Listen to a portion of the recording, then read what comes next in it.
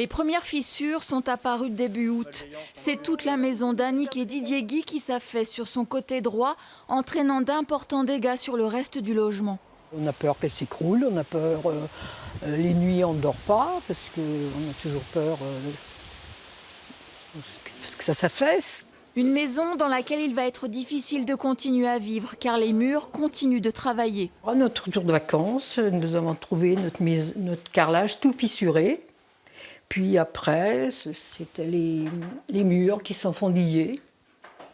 Et au fur et à mesure, nous constatons que ça s'écarte encore en plus.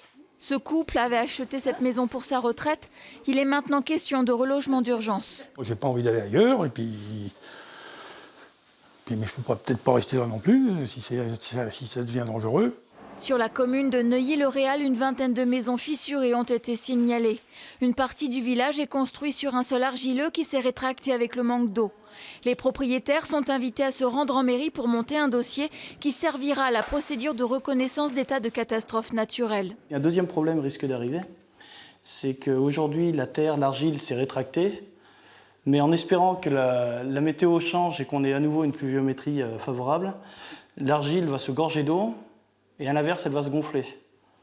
Alors peut-être que l'on va faire disparaître le phénomène, ou alors au contraire, on va l'accentuer et les problèmes que l'on a découverts seront amplifiés.